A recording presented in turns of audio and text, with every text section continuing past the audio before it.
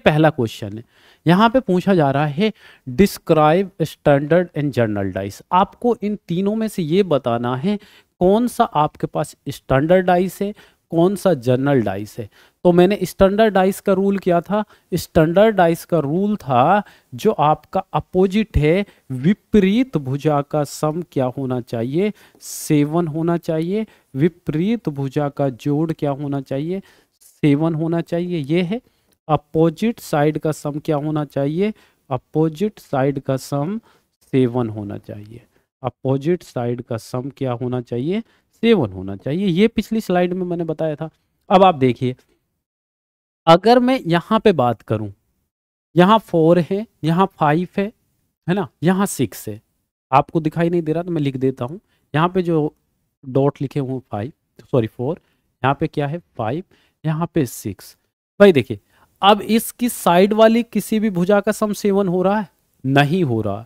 जब किसी के भी नहीं हो रहा तो इसका मतलब स्टैंडर्ड डाइस है, इसका अपोजिट साइड का सम 7 होगा। अब मैं पूछूं आपसे, इसमें 6 का अपोजिट क्या होगा?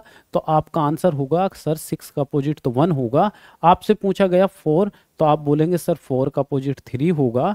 और 5 का पूछा गया तो आप बोलेंगे सर 5 का अपोजिट, 5 का विपरीत 2 होगा। क्यों होगा?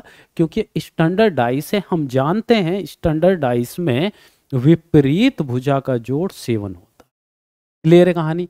अब मैं यहां पे बात करूं सेकंड की, तो ये कौन सा डाइस है? ये है जनरल डाइस। जनरल डाइस या आप बोलेंगे साधारण पासा, है ना?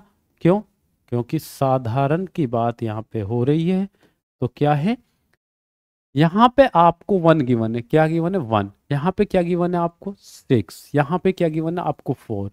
भाई जनरल डाइस में हमने क्या पढ़ा था? जनरल डाइस में पढ़ा था कि एडजेसेंट साइड, पास वाली जो साइड है उनका सम 7 होना चाहिए। भाई यहाँ एक नंबर 6 है, यहाँ एक नंबर 1 है, ये इसकी पास वाली, तो ये एक इस टाइप से ही तो है ना। तो भाई ये है, इनका सम क्या हो रहा है? 7 हो रहा है। तो यहाँ पे ये क्या हो जाएगा? साधारण डाइस हो जाएगा, जनरल डाइस हो जाएगा।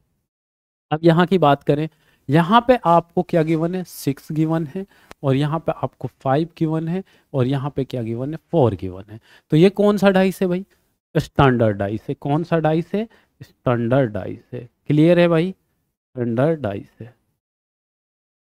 तो ये कहानी आपको समझ आ गई होगी। अब इसके अपोजिट की बात करूँ स्टैंडर्ड डाइस में, तो 5 का अपोजिट क्या होगा? 2।